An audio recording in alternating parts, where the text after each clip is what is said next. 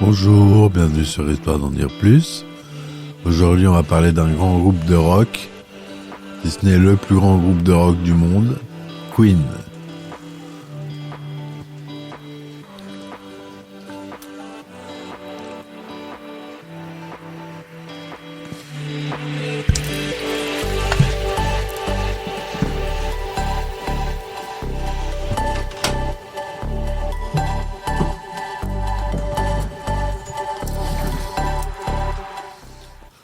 On verra en plusieurs parties d'ailleurs. Alors Queen, c'est un groupe de rock britannique originaire de Londres en Angleterre. Il est formé en 1970 par Freddie Mercury, Brian May et Roger Taylor.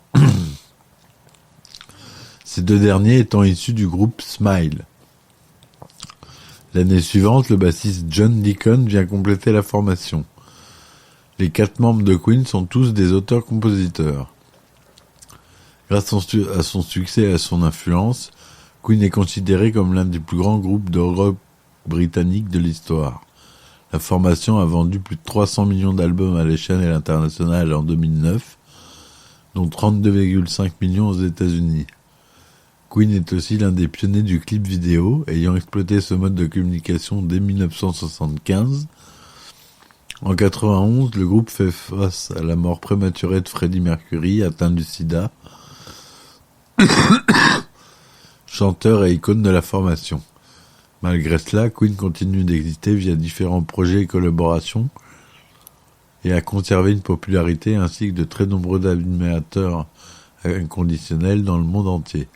Selon un sondage d'opinion commandé au Royaume-Uni par la BBC Two et paru en 2007, Queen est considéré comme étant le meilleur groupe britannique de tous les temps, devançant les Beatles et les Rolling Stones. En 2021, 4 chansons de Queen sont classées dans le titre les plus écoutés et dépassant chacune le milliard d'écoutes cumulées, le site de streaming musical Spotify. Alors, l'historique. Les origines, entre 68 et 71. Vers la fin des années 60, le guitariste Brian May et le batteur Roger Taylor sont membres d'un groupe semi-professionnel dans la région de Londres nommé Smile, avec Tim Staffell en tant que bassiste-chanteur. Freddie Mercury, qui à cette époque porte toujours son vrai nom, Farrokh Freddie Bulsara, est l'ami et camarade de chambre de Tim Staffell au Erling Art College, et suit de près la carrière du groupe. En tant que meneur et chanteur d'autres groupes universitaires tels que Ibex en 69 ou Soul Mike C en 70, Mercury a très envie de partager ses aspirations musicales et artistiques afin que Smile puisse aller plus loin. Finalement, Tim Staffell quitte Smile pour un autre groupe, Humpy Bong, et Mercury doit pousser Brian May et Roger Taylor à continuer l'aventure. Au passage, il finit par imposer leur nouveau nom, Queen, qui remplit plusieurs critères chers à Freddie Mercury. Court et donc facile à retenir, assez pompeux et révérencieux à la fois, Queen, signifiant en reine, mais également homosexuel en argot britannique. Le groupe procède à des essais avec plusieurs bassistes au cours de cette période, sans grand succès. Parmi les bassistes méconnus ayant éditionné et joué pour le groupe, on peut noter Mike Groves jusqu'en août 70, Barry Mitchell jusqu'en janvier 71, encore Doug Boggy. Finalement, c'est John Deacon qui rejoint le groupe en 71 après une audition. Il est recruté pour ses qualités de musicien, mais aussi pour sa personnalité, dont les autres membres de Queen pensent qu'elle s'intégrera bien au groupe. L'aube d'un son unique entre 71 et 74. Il faudra attendre février 71 pour rencontrer John Deacon et commencer à répéter pour l'enregistrement de leur premier album. Au début de sa carrière, Queen est un groupe profondément influencé par les nombreuses références issues du rock progressif, principalement des compositions de durée assez longue, une orchestration complexe et des paroles basées sur un monde onirique et fantastique. Cette tendance est tout particulièrement notable dans les 2 premiers albums. En 1973 sort donc chez EMI leur premier album, Queen, qui reçoit une excellente critique de la part de Gordon Fletcher du magazine Rolling Stones. Il en dit: leur premier album est superbe, bien qu'il ait été, comme le fait remarquer May, enregistré avec peu de moyens et dans des conditions difficiles, et qu'il ait demandé 2 ans de travail. Pour le Chicago Herald, il s'agit d'un début d'au-dessus de la moyenne. Malgré cela, l'album n'arrive pas à capter l'attention du public, puisque le single Keep Yourself Alive, composé par Brian May, se vend mal. Ce premier opus est fortement teinté de heavy metal et de rock progressif. Dès ce premier album, une des caractéristiques de Queen fait son apparition. Le chant principal de certains morceaux est assuré non par Mercury, mais par le guitariste Brian May ou le batteur Roger Taylor. Sur Queen, c'est ce dernier qui chante le titre moderne Times Rock'n'Roll, comme il chantera The Loser Is the End sur l'opus suivant en 1974. En 1974 sort l'album Queen 2. On y trouve quelques des rares compositions du groupe faisant la part belle à la guitare acoustique. C'est à partir de ce moment que Queen commence à se constituer un public et à réussir commercialement parlant. Dans cet opus, leur style est plus abouti, ils se lancent dans un musique rock mélangeant solo psychédélique, un volet baroque et effets flamboyants, jouant avec les chœurs et multipliant les changements de rythme. Alors qu'ils partent en tournée aux États-Unis avec Mode the Hopple, dont ils assurent la première partie, ils commencent à se faire remarquer par leurs prestations scéniques engageantes et de bonne facture. L'album finit 5e place dans le classement des meilleures ventes au Royaume-Uni, le single sélectionné Seven Seas of Rye se hissant même à la 10e place de sa catégorie, offrant ainsi au groupe son réel premier succès.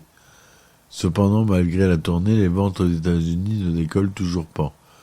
Les couvertures de l'album Queen 2 de 1974, montrant sur un fond noir les 4 membres du groupe dans une pose d'inspiration quelque peu gothique, sert de base visuelle l'année suivante, 2 albums plus tard, pour le clip vidéo du futur hit mondial Bohemian Rhapsody. Plus tard, la même année, début d'une réelle percée, le groupe enregistre et sort l'album Sheer Heart Attack. L'album se vend aussi bien au Royaume-Uni qu'en Europe en général et finit disque d'or aux États-Unis. Donnant au groupe un avant-goût des succès à venir. On y trouve un mélange de styles assez étonnant, allant de la musique old britannique au heavy metal en passant par des ballades, du ragtime et même un peu de musique des Caraïbes. C'est à partir de cette période que Queen se dissocie du mouvement rock progressif des débuts pour se rapprocher d'un style de musique plus aisément diffusable à la radio. Le titre Killer Queen grimpe au second rang du classement britannique et entre finalement dans les classements américains à la 12e place. Il s'agit d'une intéressante composition teintée de vaudeville façon musical, servie par le jeu de guitare de Brian May. Le second single, Now I'm Here, de facture hard rock plus classique, finit à la 11e place en Grande-Bretagne. Pour la promotion de 1974 de Sheer Heart Attack, Queen rejoue au fameux Rainbow Theatre de Londres, salle que le groupe a eu l'occasion de découvrir plus tôt en mars de la même année. Lorsque le film-concert de Led Zeppelin, The Song Remains the Same, sort en salle en 1975, les extraits de ce concert de Queen sont diffusés en début de projection. Au cours de l'année 1975, Queen enregistre et sort A Night at the Opera, titre venant d'un des films des Marx Brothers. À l'époque, c'est l'album le plus cher jamais produit. Il comprend l'immense succès international Bohemian Rhapsody, composé par Freddie Mercury, et qui lui demande à lui seul 3 semaines de travail en studio.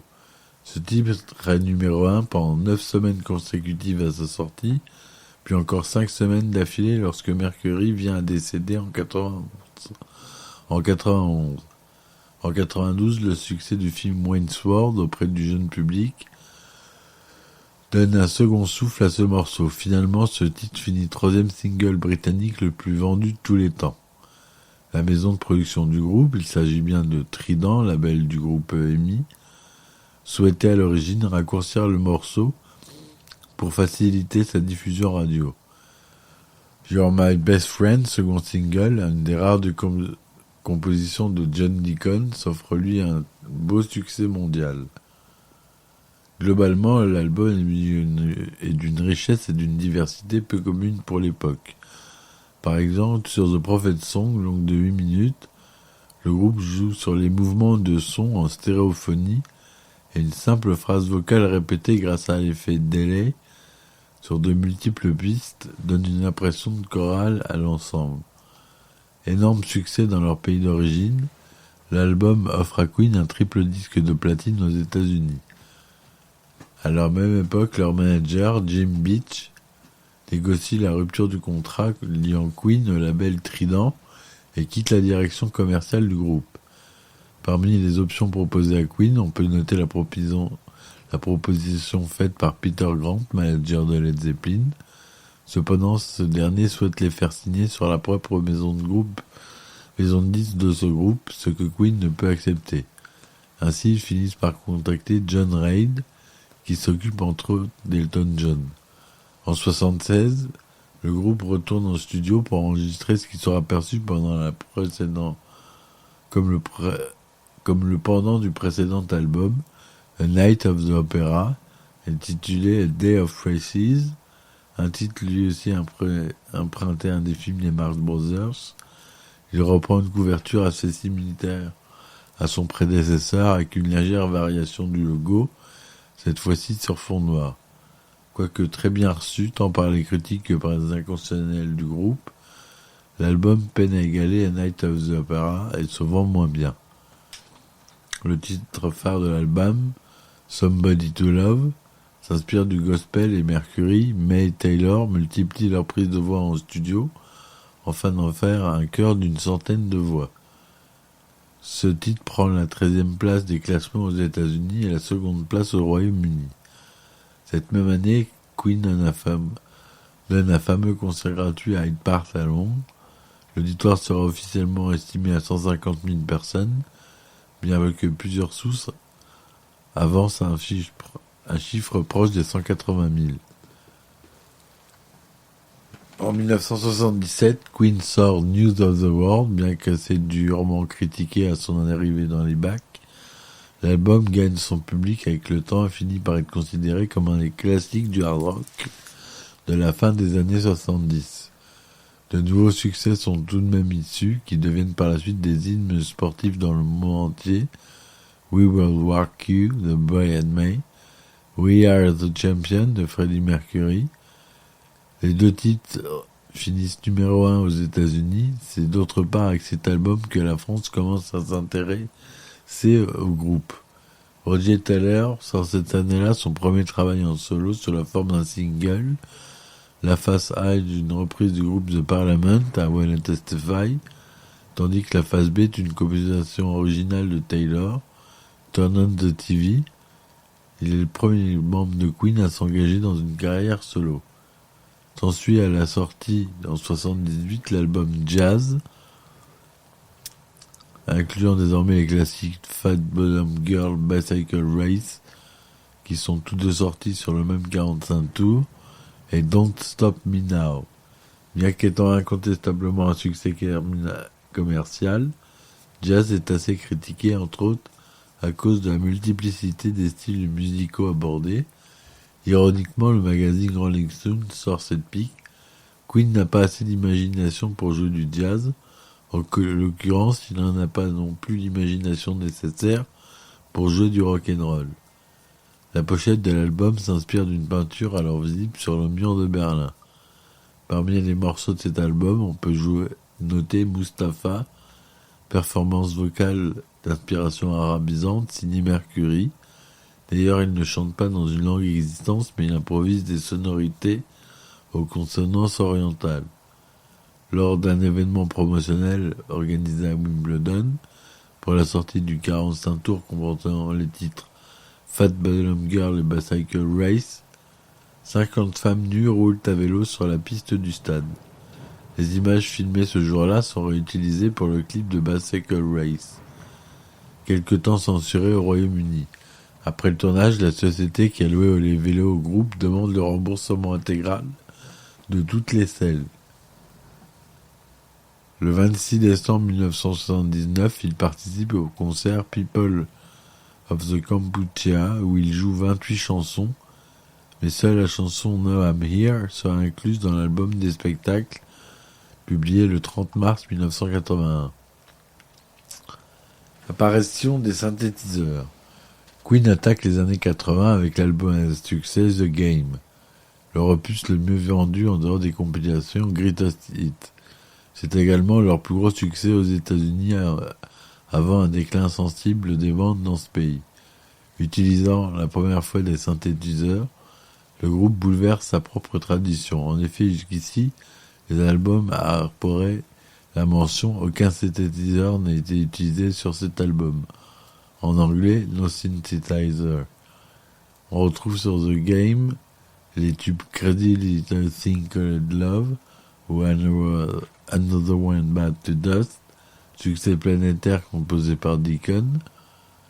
Le premier de ces deux morceaux est une percée clin d'œil dans le monde du rockabilly. Mercury joue de leur guitare folk, tant en studio que sur scène. Pour sa part, Brian May délaisse très professionnellement sa célèbre guitare, la Red Special. Elle utilise exceptionnellement une Fender Telecaster empruntée à Roger Taylor et un amplificateur Mesa Boogie. Là aussi, c'est un changement, mais étant habitué assez fidèle à ses Vox AC30. Pendant plusieurs années, une rumeur populaire a voulu que ce fût Michael Jackson qui, le premier, lui aurait glissé que Another One Bite to Dust fera un assez excellent single, mais Taylor l'a plus tard confirmé dans le spectacle radiophonique intitulé Into the Studio with Red Bird, qui consacra un numéro à la jeunesse de l'album The Game. Another One Bite to Dust, certifié 4 fois disque de platine aux États-Unis, est resté numéro 1 des ventes dans ce pays pendant 4 semaines consécutives, et aussi le seul à apparaître simultanément en tête des classements rock, dance, R&B dans le magazine Billboard. Voilà pour aujourd'hui. J'espère que ça vous a plu. C'est la première partie. Je vous dis à demain pour la seconde. Si ça vous a plu, n'hésitez pas à laisser des commentaires, s'il vous plaît. Ça serait sympa. Je vous dis merci beaucoup et à demain. Ciao, ciao.